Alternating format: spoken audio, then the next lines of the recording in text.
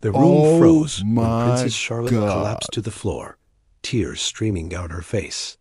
Her small voice cut through the silence with 4 words no one expected to hear inside royal walls. She hurt me. What happened next shattered every rule of royal protocol. A royal, guard-trained never to touch senior royalty, made a choice that stunned witnesses and sent shockwaves through the palace. Camilla was stopped, pulled back, and for the first time, the crown's invisible shield cracked in public view. But what really happened behind that closed door?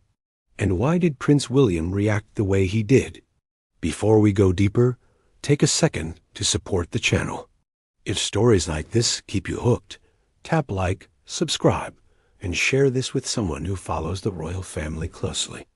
It helps more than you think, and it tells us to keep bringing you the stories others won't fully explain. Now let's begin. The corridor outside the private sitting room was quiet in the way only royal spaces ever are. Thick carpets softened every footstep. The walls held centuries of portraits, faces that had seen wars, scandals, reconciliations, and survived them all.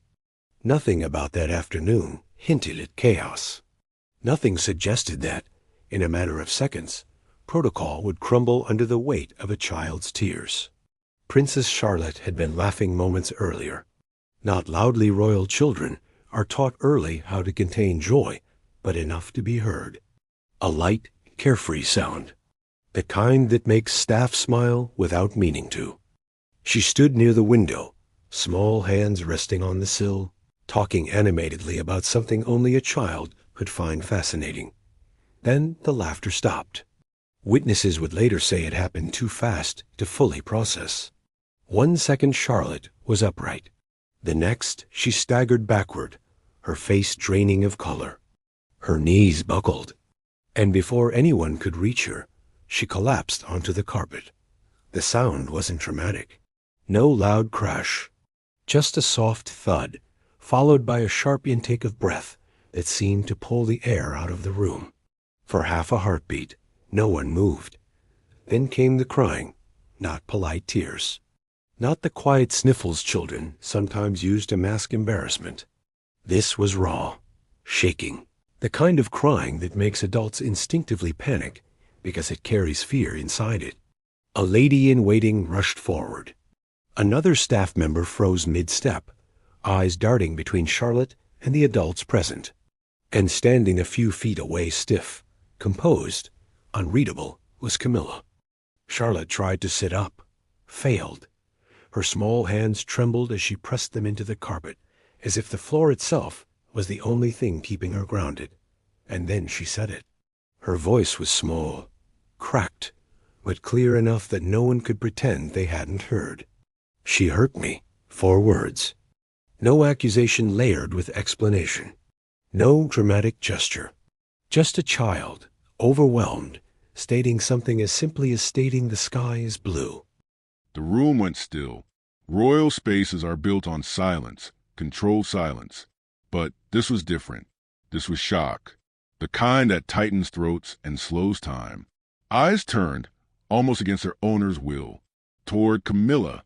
She did not speak immediately. Her expression didn't change much at first. If anything, it hardened, not with anger, but with something closer to irritation or disbelief. It was hard to tell. "What nonsense," she said eventually, her tone clipped dismissive. "Charlotte, get up. This is not appropriate behavior." That was the moment everything shifted. Because children cry all the time in palaces. They stumble. They get overwhelmed. Those moments are usually smoothed over quickly, quietly, wrapped in comforting words and discreet exits. But this wasn't that. Charlotte recoiled, not physically, but emotionally. Her crying intensified, breath hitching as though the words had confirmed something she feared. "She scared me," Charlotte whispered, curling inward slightly. She said, she didn't finish the sentence.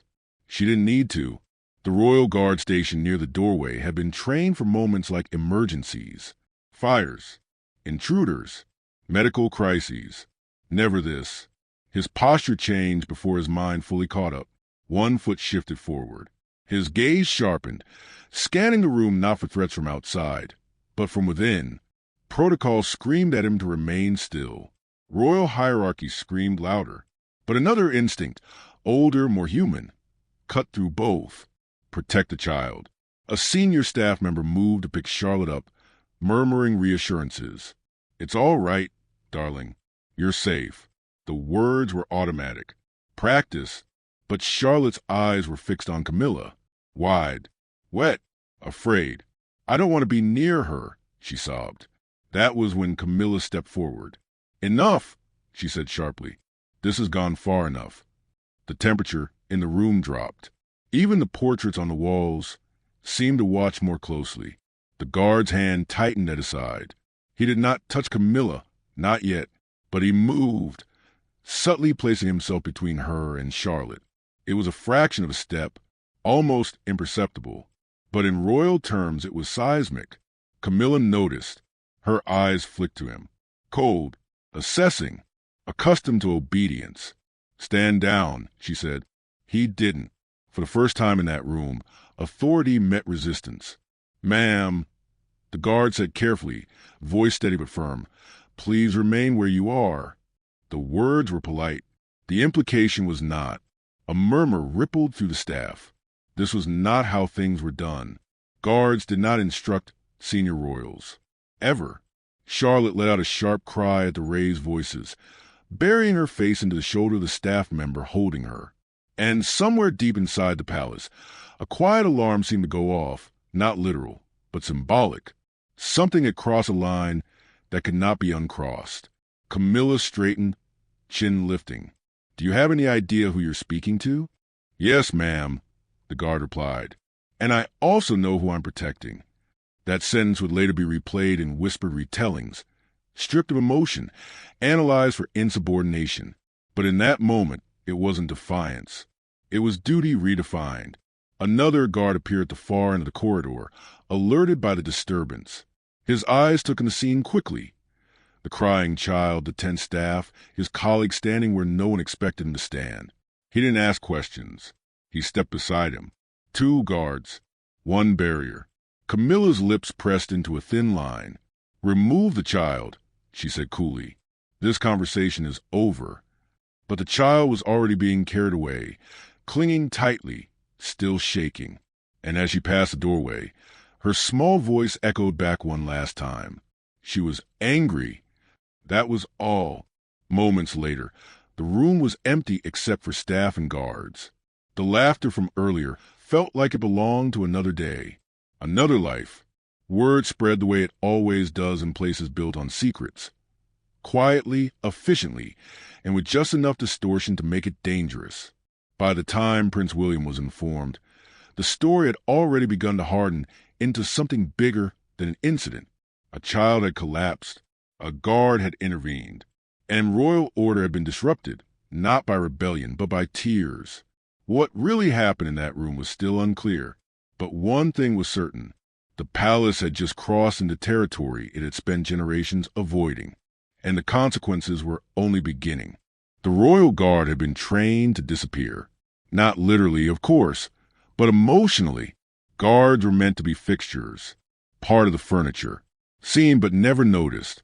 Their job was not to think, not to judge, not to react beyond what protocol allowed, especially inside the palace, especially around senior members of the royal family. And yet, on that afternoon, one guard did the unthinkable. He thought his name would never appear in headlines. It wouldn't be officially recorded in any public document. Inside the palace, names like his were replaced with ranks and silence. But those who were there would remember him clearly, not because he sought attention, but because he stepped forward when everyone else instinctively stepped back. From his position near the doorway, he had seen it all. He had noticed Charlotte's laughter fade. He had clocked the shift in energy before most adults did. Guards are trained to read rooms the way sailors read weather. Something had felt wrong even before the collapse. When Charlotte fell, his heart jumped not out of panic but alertness. A child collapsing in the palace was rare, but not impossible.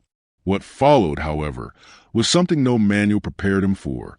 She hurt me. The words hit harder than any shouted threat. He didn't move immediately.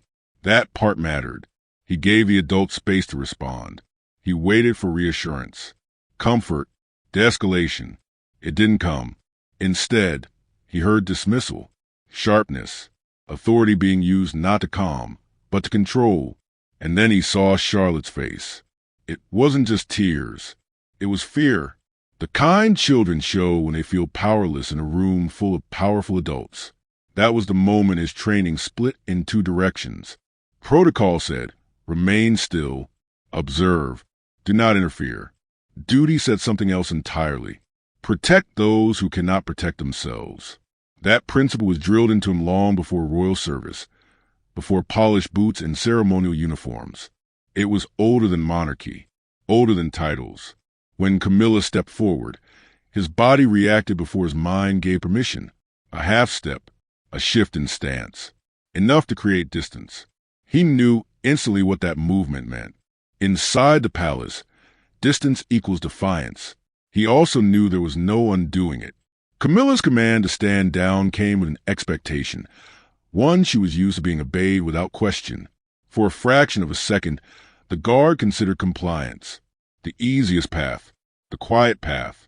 But Charlotte's sob cut through the hesitation. That sound tipped the scale. Please remain where you are. Even as he spoke, he felt the weight of it, the risk. Careers had ended for less. Guards had been reassigned, quietly erased for perceived slights that never reached public ears. But this wasn't a slight. This was a line. When his fellow guard joined him, unspoken solidarity passed between them. No discussion, no signal, just shared understanding. The second guard had read the room the same way. Two men, one decision. Camilla's reaction was immediate but controlled. There was no shouting, no visible loss of composure. That alone told the guard something important.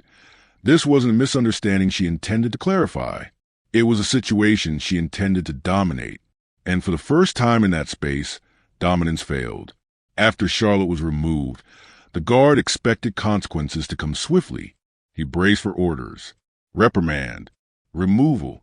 Instead, there was silence. A heavy, deliberate silence. Senior staff exchanged looks without speaking. Phones appeared discreetly. Messages were sent without names attached. This wasn't being handled like a tantrum or an accident. This was being escalated. The guard was quietly repositioned outside the room. Not dismissed, not arrested, just waiting. Waiting is the hardest part of palace discipline. No yelling, no confrontation. Just hours of wondering whether you had just destroyed your career or done something that could not be undone for a very different reason. As time passed, fragments reached him. Medical staff had checked Charlotte. No physical injury. That detail mattered, but not in the way some might think. It didn't erase fear. It didn't erase tone, words, or presence. Charlotte hadn't said she was pushed. She had said she was hurt. And sometimes, hurt leaves no marks. Then came the message that changed everything. Prince William had been informed. The guard felt his chest tighten. This was no longer internal staff business. This was family. And William, unlike others, was known for one thing above all. When it came to his children, he did not compromise. The guard was summoned, but not to security offices, not to disciplinary review. He was escorted to a small side room and told to wait again. Minutes later, a senior palace official entered. No anger, no accusation, just a single question. Tell me exactly what you saw. The guard spoke slowly, carefully. He didn't embellish, didn't dramatize. He described tone, distance, timing, words used, the shift in Charlotte's behavior, the fear in her voice. When he finished, the official nodded once. That will be all. No judgment, no reassurance, but also no punishment. Outside, the palace moved on the surface as if nothing had happened. Tours continued. Schedules held. Smiles were worn. But underneath, something had fractured because a guard had chosen protection over protocol. And that choice forced everyone else to choose sides, whether they wanted to or not. By the time evening fell, it was clear this incident would not be buried quietly. Not this time. Especially not once Prince William stepped into the room. And when he did, the palace would feel very different. Prince William did not raise his voice when he arrived. He didn't need to. Those who worked closely with him knew the signs. The tightened jaw, the deliberate pace, the silence that stretched just a little too long before he spoke. William's anger, when it came, was never loud. It was controlled, and that made it far more unsettling. He had been briefed in fragments at first. A collapsed child, a distressed room, a guard stepping out of line. But fragments were not enough, not when Charlotte was involved. The moment he saw her, any remaining uncertainty vanished. Charlotte sat curled on a sofa in a quiet side room, wrapped in a blanket far too big for her. Kate was beside her, one arm around her daughter, the other gently smoothing her hair in slow, steady motions. Charlotte's eyes were red and swollen, not from a momentary scare, but from crying too long, too hard. William crossed the room in 3 strides and knelt in front of her. "Lottie," he said softly. She looked up, hesitation flickering across her face. Then she leaned forward and wrapped her arms around his neck, clinging with the kind of strength that comes from relief. That embrace told William everything he needed to know. He didn't press her for details. He didn't ask leading questions. He simply held her until her breathing slowed. Kate met his eyes over Charlotte's head. The look they exchanged was wordless, but heavy with shared understanding. This was not something to smooth over. When William finally stood, his expression had changed. Whatever softness had been there was now locked behind resolve. "I want a full account," he said quietly. "Not later. Not eventually. Now." Staff moved quickly. Too quickly. The room filled with the subtle energy of urgency masked as efficiency. One by one, witnesses were asked to speak. Separately, carefully, William listened. He listened to the lady in waiting describe Charlotte's sudden shift in mood. He listened to the staff member who carried her from the room, voice shaking as she recalled Charlotte's words. He listened to the guard, calm, precise, unembellished. At no point did William interrupt. But with every account, something in him hardened. This was not about etiquette, or hierarchy, or even personal conflict. This was about a child feeling unsafe in a place meant to protect her. When Camilla was informed that William wished to speak with her, the palace atmosphere shifted again. This time it wasn't shock, it was anticipation. They met in a private sitting room. No staff, no audience, just 2 figures bound by title and family, facing a moment neither could fully control. William stood. Camilla remained seated. That alone was telling. "I've heard what happened," William began. His tone was even, almost detached. Camilla sighed lightly, as though burdened by inconvenience rather than consequence. "This has been exaggerated," she said. "Children misunderstand tone." Charlotte overreacted. William did not respond immediately. He took a breath. "She collapsed," he said. "She cried. She asked not to be near you." Camilla's lips tightened. "That doesn't mean—" "It means she was afraid." William cut in, not loudly, not sharply, but decisively. For the first time, Camilla's composure wavered. "Are you accusing me of something?" William met her gaze. "I am telling you that my daughter felt hurt, and that is not acceptable, under any circumstances." The words hung between them. Camilla leaned back slightly. "You're letting emotion cloud your judgment." William shook his head once. "No, I'm letting it clarify it." That was the moment the conversation stopped being theoretical. William made it clear, quietly, unmistakably, that Charlotte would not be placed in any situation where she felt uncomfortable again, that interactions would be supervised, that boundaries would be respected. Camilla bristled. Titles do not yield easily. But William did not back down. "This isn't about rank," he said. "It's about trust. And right now, that trust has been damaged." Outside that room, the palace held its breath. Kate remained with Charlotte throughout. She did not speak publicly. She did not need to. Her presence was its own statement. Calm, protective, unyielding. When Charlotte finally spoke again, later that evening, it was in a small voice, directed only at her parents. She was angry, Charlotte repeated. I didn't do anything wrong. Kate kissed her forehead. Of course you didn't. Those words mattered, because children remember whether they were believed. By nightfall, subtle changes had already been set in motion. Schedules adjusted, access limited, protocol quietly rewritten under the guise of routine updates. Nothing dramatic, nothing official, but everyone inside the palace understood. A line had been drawn, and once drawn by a future king, it did not fade easily. The guard who had stepped forward earlier that day was informed of his status. No reprimand, no demotion. Instead, a simple message delivered through official channels. Your actions are noted. In palace language, that meant something very specific. It meant approval without applause. As the lights dimmed and the palace settled into uneasy quiet, one truth became impossible to ignore. This incident was not over, because when royal families fracture, they rarely do so loudly. They do it slowly. And the final chapter of the story would not unfold in that room, but in what followed. The palace returned to its routines the next morning, but it did so imperfectly, like a clock with a hairline crack in its mechanism. On the surface, everything looked the same. Staff moved with practiced efficiency. Doors opened and closed on schedule.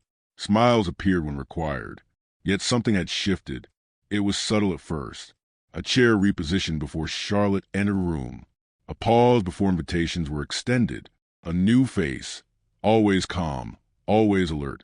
A sign to stay within arm's reach whenever the children were present. None of it was announced.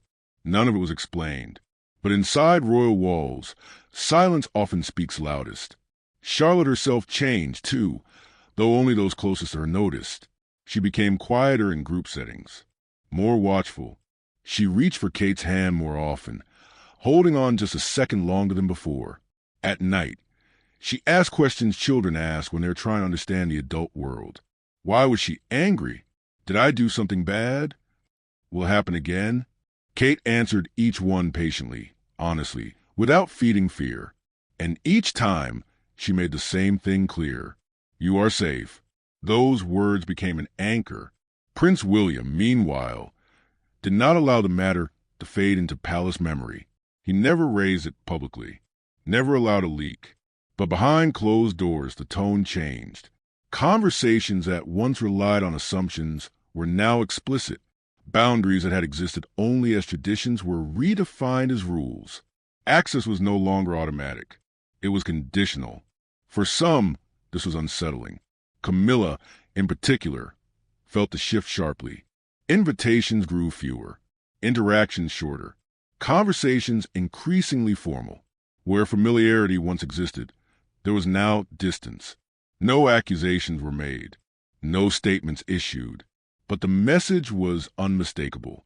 Trust had limits, and once crossed, it did not regenerate easily. Inside palace staff circles, the incident became something else entirely. A reference point, a moment whispered about in corridors, remembered during training sessions without ever being cited. This is why we watch carefully. This is why children come first. This is why duty isn't always written down. The guard who had stepped forward felt the aftermath in quieter ways. He wasn't promoted. He wasn't celebrated. But he noticed the difference. Senior staff looked him in the eye now, not past him. He was assigned more frequently to family-facing duties, not as a reward, but as recognition of judgment. In royal service, that distinction mattered.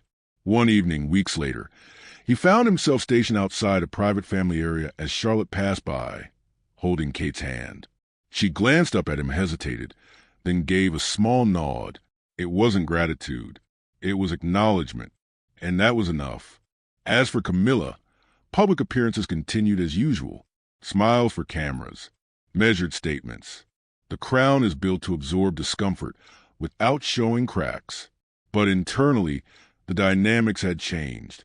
Power in royal families is rarely about titles alone. It is about influence, proximity, and trust.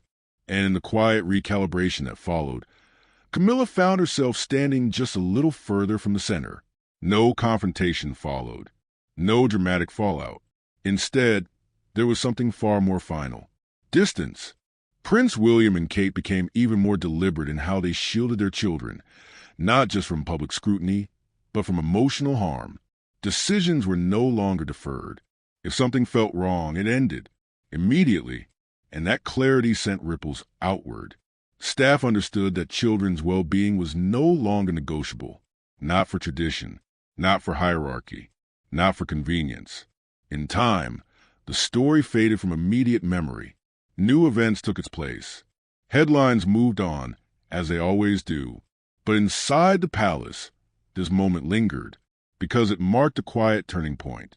A future king had chosen protection over politeness. A mother had chosen presence over pressure. And a child had been believed without condition. Those choices mattered. They mattered because royal families are not sustained by crowns alone. They are sustained by the stories told behind closed doors. The moments children remember when they grow up and ask themselves who stood up for them. Years from now, Charlotte may not recall every detail of that afternoon. Memory has a way of softening edges. But she will remember how it ended. She will remember being held. She will remember being believed. She will remember feeling safe again. And in a family defined by legacy, that may be the most powerful inheritance of all. Because sometimes, the most important changes in history don't begin with speeches or ceremonies. They begin with a child's tears and someone choosing to listen